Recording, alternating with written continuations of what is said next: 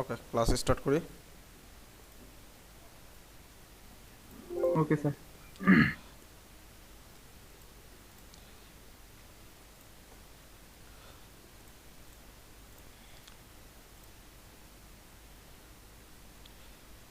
আমার স্ক্রিন দেখতে পাচ্ছেন সবাই? জি স্যার, দেখা যায়। আচ্ছা, আমরা কতটুকু কাজ করেছিলাম? আমরা জাস্ট হেডারটা করেছিলাম, একটা নর্মাল একটা হেডার তৈরি করেছিলাম। কিন্তু এখানে আমরা সার্চটাকে ডাইনামিক সার্চ তৈরি করেছি, এমনকি একটা মানে কীভাবে হেডার তৈরি করতে হয় আমরা এটা দেখেছিলাম যে হেডারটা এইভাবে তৈরি করা যায়। তো আমরা একটা র্যান্ডম একটা ওয়েবসাইট নিয়ে নিয়েছি। দেখেন এই ওয়েবসাইটটা একটা অটোবির মতন দেখতে। এটা কিন্তু আমরা দেখিনি যে এটা কী দিয়ে তৈরি, ওয়ার্ডপ্রেস নাকি অন্য কোনো ফ্রেমওয়ার্কে তৈরি করা। এটার জন্য আমরা এখান থেকে এই যে অপালাইজারে গেলে আমরা দেখতে পাচ্ছি এটা হচ্ছে পিএইচপি দিয়ে তৈরি করা, জাস্ট লারাভেল পিএইচপি। তো তা জাভা স্ক্রিপ্ট ফ্রেমওয়ার্কে এটা তৈরি করা, তার মানে এটা ওয়ার্ডপ্রেসের না। তারপর আমরা এরকম একটা ডিজাইন তৈরি করার চেষ্টা করবো। এটা হচ্ছে অনেকটা অটোবির মতন দেখতে ওয়েবসাইটটা। আচ্ছা, এখানে দেখেন এনাদের হেডারটা সুন্দর, এখানে সার্চটা আমাদের মতন করেছে, ঠিক আছে অনেকটাই। তবে সার্চটা একটা অন্যরকম, ডিজাইনটা চেঞ্জ হতে পারে। তো আমি দেখাইছিলাম যে কীভাবে এগুলো নেবেন। এরপরে হোম পেজটাও সুন্দর গুছানো। জি, রাকিব মোল্লা বলেন। স্যার, কিসের মাধ্যমে ওটা দেখালেন যে স্যার বোঝা যাবে এটা ওয়ার্ডপ্রেস দিয়ে করা না অন্য ওই যে লারাভেল দিয়ে করা? আচ্ছা, ওয়াপ্পালাইজার নামে একটা এক্সটেনশন আছে, এই যে দেখেন, ঠিক আছে। ওয়াপ্পালাইজার, এই এক্সটেনশনটা আপনারা ইয়ে করবেন, এই যে।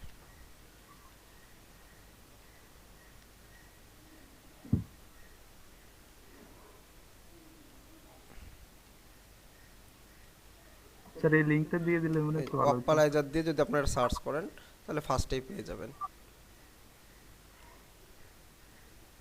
এইখান থেকে আপনারা কানেক্ট করে নিতে পারবেন আপনার ইয়েতে, অথবা ওয়াপ্পালাইজার এক্সটেনশন, স্যার, এই লিঙ্কটা যদি স্যার এসে দিয়ে দিতেন। এই যে। যেহেতু আমার একটা অ্যাড করা আছে, আপনি এখান থেকে অ্যাড করে নেবেন করে। আচ্ছা, আমি লিঙ্কটা আপনাদের গুগল মিটের চ্যাটে দিয়ে দিচ্ছি, আপনারা যখন একজন গ্রুপে দিয়ে দিবেন যে এটা ওয়াপ্পালাইজার এক্সটেনশন।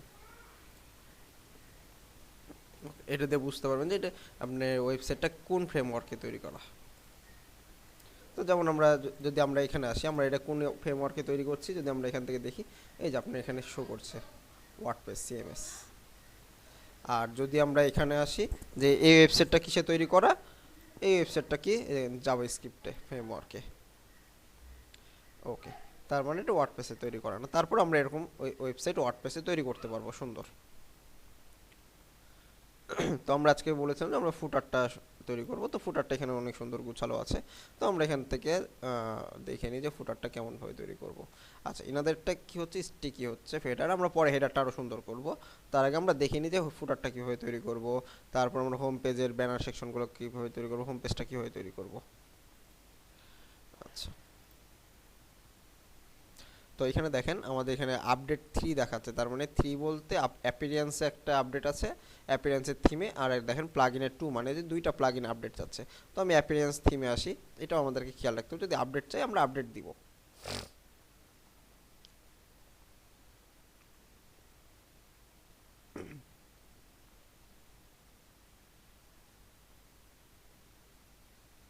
তবে সবসময় যে আমরা থিম আপডেট দিব তা না।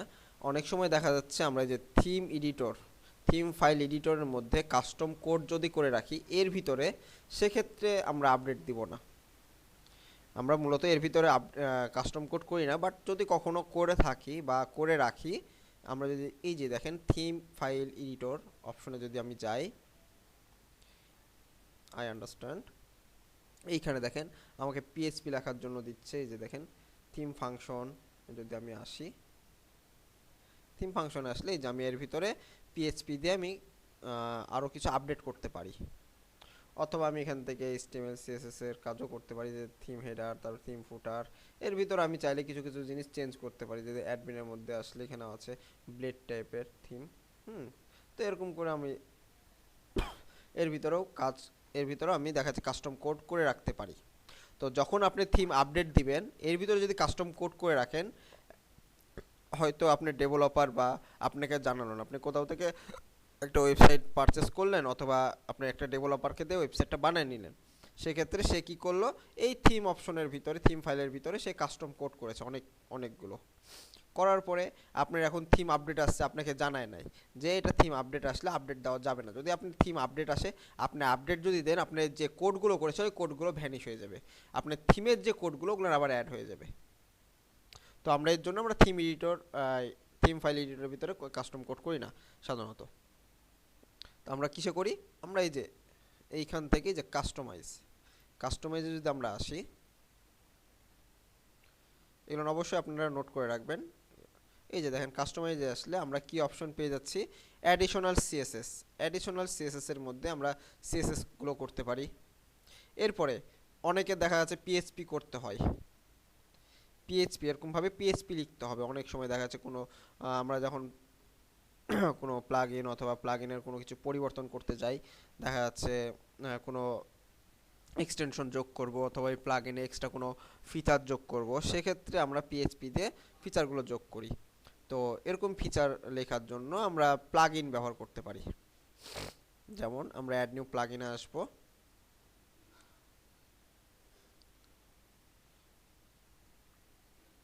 অ্যাড নিউ প্লাগইনে এসে আমরা যদি এখানে সার্চ করি কোড,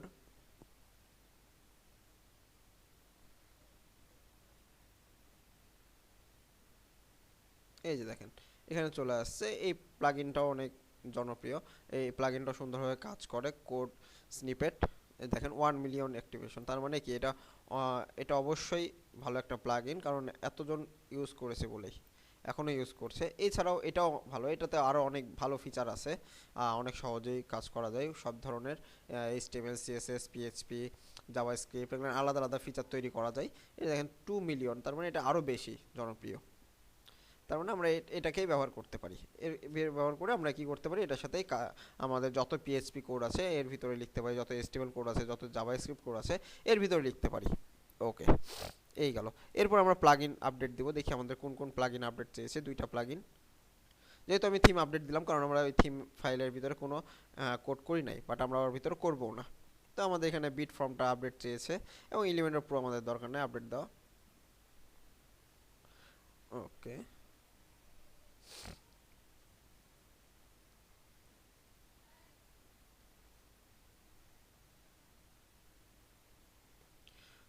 ওকে, এটা আপডেট হতে হতে আমরা একটু চলে আসি ফুটারে। দেখি এটার ফুটারে দেখতে পাচ্ছি একটা সেকশনে এখানে কয়টা কলাম আছে, এক- এক- একটা রোতে একটা দুইটা তিনটা চারটা পাঁচটা কলামে ভাগ করা আছে।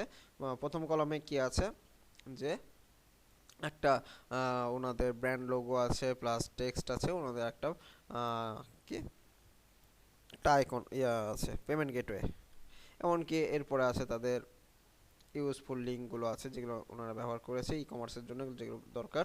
এরপরে হচ্ছে ইম্পর্টেন্ট লিঙ্ক, এই লিঙ্কগুলো আছে। তারপরে আছে ক্যাটাগরি, ওনাদের ওনাদের ইয়ে অনুযায়ী ফিচার অনুযায়ী ক্যাটাগরি আছে, ওনাদের ই কমার্স অনুযায়ী। এরপরে কন্ট্যাক্ট ডিটেলস আছে। ওকে, তো আমরা এখানে এইভাবেই তৈরি করব। এরপরে কপিরাইট সেকশনটাও আছে। ওকে, আমাদের এটা আপডেট হয়ে গেছে।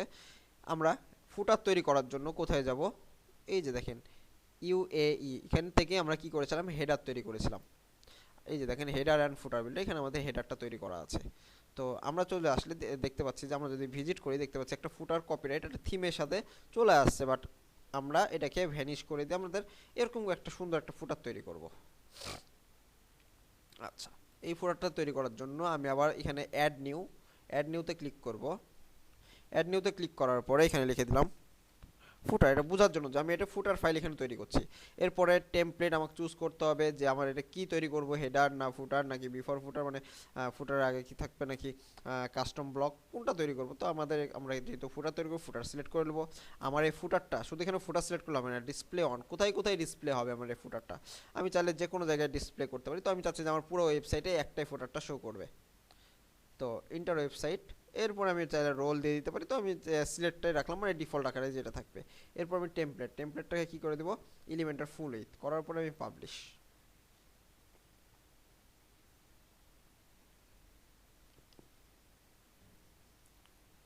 ওকে, এবার যদি দেখেন আমি এখানে রিলোড দিই, দেখবেন এটা আমাদের ভ্যানিশ হয়ে গেছে।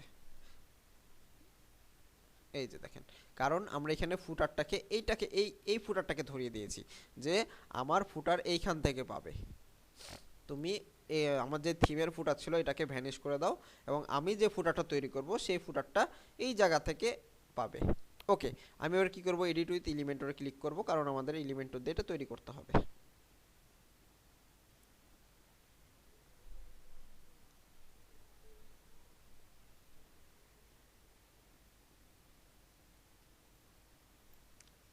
ওকে,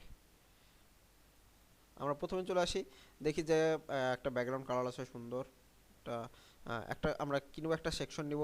একটা সেকশনের ভিতরে কি করব, একটা সেকশনের ভিতরে একটা ইনার সেকশন নেব, ইনার সেকশনের ভিতরে পাঁচটা কলাম নেব, একটা দুইটা তিনটা চারটা পাঁচটা কলাম নেব। পাঁচটা কলামের ভিতরে আমরা এই ইয়েগুলোকে ইনপুট করব। ওকে, কিভাবে করতে পারি আমরা দেখি। প্রথমে প্রথমে আমরা দেখতে পাচ্ছি একটা সেকশন নিয়েছি। ওকে, আমি এখান থেকে যে প্লাস আইকনে ক্লিক করব, প্লাস আইকনে ক্লিক করে এই যে প্রথম একটা সেকশন নিয়ে নিলাম, আমাদের একটা সেকশন হয়ে গেল। এরপরে এরপরে আমরা কি করব, এই সেকশনটাকে আচ্ছা প্লাস আইকনে ক্লিক করব, প্লাস আইকনে করে ইনার সেকশন নিব। ইনার সেকশনটাকে আমি কি করলাম, ড্র্যাগ অ্যান্ড ড্রপ করলাম ভিতরে। ওকে, আমি একটু নেভিগেটরটা অন করে নিই। এই যে দেখেন নেভিগেটরটা অন করলে দেখেন আমার এখানে কি পাচ্ছে, সেকশন। আমি প্রথমে একটা সেকশন নিয়েছিলাম। ওকে, সেকশনের পরে একটা ইনার সেকশন নিলাম, কার ভিতরে, এই সেকশনের ভিতরে একটা ইনার সেকশন নিলাম কলামের ভিতরে। ওকে, ইনার সেকশন পেয়ে গেল, ইনার সেকশনে দুইটা কলাম পেয়ে গেছে। এই যে অটোমেটিক দুইটা কলাম চলে আসছে। আমার লাগবে কারো একটা দুইটা তিনটা, আরও তিনটা কলাম লাগবে, একটা দুইটা পেয়ে গেছে। তো আমি এখান থেকে ডুপ্লিকেট করে নিব, ডুপ্লিকেট করব। এই যে দেখেন এখানে কলাম, লাস্ট কলাম যেটা আছে এখানে যদি আমি নিয়ে আসি, নিয়ে আসার পরে এই দেখেন এডিট কলামের পাশে দেখেন একটা ডুপ্লিকেট কলাম অপশন চলে আসছে। এই জায়গাটা এইটা কিভাবে নিয়ে আসবেন, এই অপশনটা নিয়ে আসার জন্য আপনারা যে থ্রি লাইনে ক্লিক করে যে ইউজার প্রেফারেন্সে এসে যদি আপনি শো কুইক এডিট অপশনটাকে অন করে দেন, সেক্ষেত্রে আপনার এই যে কুইক এডিট অপশনটা চলে আসবে। যদি এটাকে অফ করে দেন, দেখেন আমার এই এডিট অপশনটা চলে গেল। এই যে দেখেন এখন আর আসতেছে না। এই যে দেখেন, আমি যদি আবার অন করে দিই, এই যে দেখেন আবার চলে আসবে। এই যে দেখেন, এইভাবে আমরা এটাকে অন করে দেবো। এরপর আমি এটাকে কি করলাম, ডুপ্লিকেট ডুপ্লিকেট কয়টা হয়েছে, একটা দুইটা তিনটা চারটা, আরেকটা করবো পাঁচটা। ওকে, আমার ডুপ্লিকেট হয়ে গেল পাঁচটা।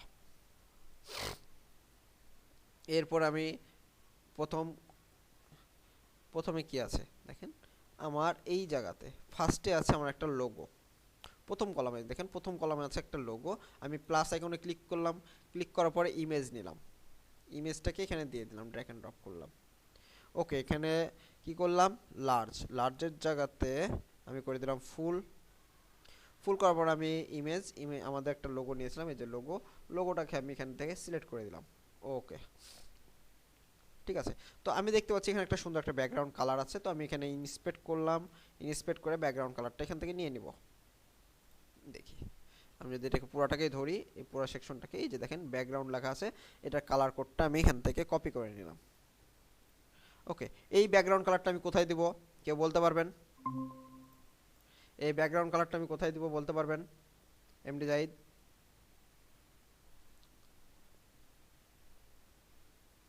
রাকিব মোল্লা। আমার স্ক্রিন তো আসছে, এখন স্ক্রিনে আসছিল স্যার আমি না। আমি ওদিকে ফলো করি নাই স্যার।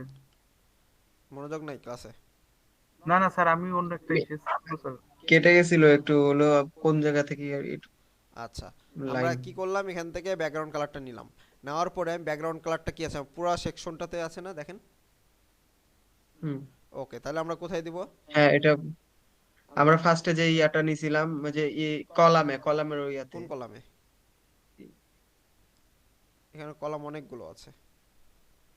না না, প্রথমে যেটা মেন কলাম আমি, আচ্ছা, তাহলে মেন তো ওইটা কলাম। গোটা ব্যাকগ্রাউন্ডে পাবে। আচ্ছা, কলামে দিলে পুরো ব্যাকগ্রাউন্ডটা হবে। দেখেন আমি কিন্তু মেন কলামটাকে ধরেছি, কতটুকু সিলেক্ট হয়েছে, এতটুকু মানে সিলেক্ট কলাম হয়েছে। যতটুকু আছে। হুম হুম। তাহলে কি বাকি আমার কি কিছু অংশ পুরোটা ফাঁকা সিলেক্ট আছে। হয়েছে? না না। তাহলে আমাকে এটা সেকশনে দিতে হবে। দেখেন সেকশনে দিলে স্যার এটা পুরোটা চেক সিলেক্ট করতে হচ্ছে। হবে স্যার। হুম। ওকে, তাহলে আমি কি করলাম, আমি ব্যাকগ্রাউন্ডটা দেবো পুরো সেকশনে দিলে কি স্টাইল, স্টাইল থেকে এসে যে ব্যাকগ্রাউন্ড টাইপে এসে আমি এই যে Background কোডটা কপি করেছিলাম এখানে পেস্ট করে দিলাম। ওকে, দেখেন আমার ফুল সেকশনটাতে চলে আসলো। কপি হয়ে ওকে, গেছে। এরপর আমি যদি দেখি যে এখানে একটা প্যাডিং আছে উপরে, টপ বটমে একটা প্যাডিং আছে।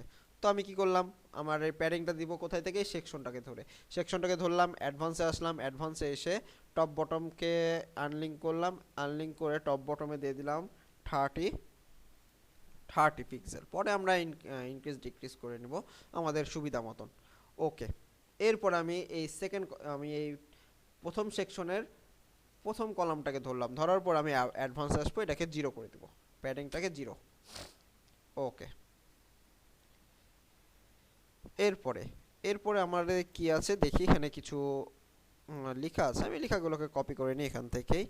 এরপরে এখান থেকে কি নেবো, আবার 9 ডটে ক্লিক করলাম, দেখেন এটা কি টেক্সট এডিটর, এটা হচ্ছে টেক্সট, এটা হচ্ছে টাইটেল না, এটা হচ্ছে টেক্সট। তো আমরা টেক্সটটা নেওয়ার জন্য দেখেন টেক্সট এডিটর নামে একটা অপশন আছে, টেক্সট এডিটরটাকে আমরা এখান থেকে ড্র্যাগ এন্ড ড্রপ করব। দেখেন চলে আসলো। তো আমি এটাকে এখানে কি করলাম, এখান থেকে পেস্ট করে দিলাম। দেখেন আমার লেখাগুলো চলে আসলো। এখন কি করব, আমার লেখাগুলো কোন ফন্টে আছে সেটা আমরা এখান থেকে রাইট বাটন ক্লিক করে ইন্সপেক্ট করে আমরা দেখে নিতে পারি। যে এই যে দেখেন, আমি যদি এখানে ধরি, দেখেন আমার উপরে শো করছে এটা কোন ফন্টে আছে, ডিএম সেন্স। ডিএম সেন্স লেখাটা দেখতে পাচ্ছেন, 14 পিক্সেল ডিএম সেন্স। যদি আমি এখানেও ক্লিক করি, আমি যদি এখানে একটু খুঁজি যে আমার এখানে ফন্ট ফ্যামিলি কি নামে আছে সেটাও এখানে শো করবে। দেখেন ফন্ট সাইজ কত আছে, এত আরএম আছে, ফন্ট উইথ আছে 500। আচ্ছা, একটু যদি আমরা একটু খুঁজি দেখি এখানে আমাদের শো করে কিনা। অনেক সময় এখানে না শো করলেও আছে অবশ্যই। যদি আমি এটাকে ধরি অথবা এটাকে ধরি, তো এখানে যদি আমরা এখান থেকেও দেখে নিতে পারছি যে আমাদের এখানে কি ফন্ট শো করছে, ডিএম সেন্স 14 পিক্সেল। ওকে, আর মার্জিন কত, টপে 20, দেখেন মার্জিন টপে 20। আর আমাদের কালার কোডটা এখানে দিয়ে দিচ্ছে, কালার কোডটা কি 2C 2C 2C। ক্লিয়ার? ওকে, আমি এখন স্টাইলে চলে আসলাম। আসার পরে আমি কালার কোডটাকে যদি এখানে করে দিয়েছে 2C 2C 2C, দেখেন ওইটার মতন হয়ে গেল। আমি এখন টাইপোগ্রাফিতে আসবো, এখানে কি আছে, ডিএম সেন্স দেওয়া আছে, ডিএম সেন্স, এই যে দেখেন সেন্স চলে আসছে, ডিএম সেন্স। আচ্ছা, একটা মিনিট।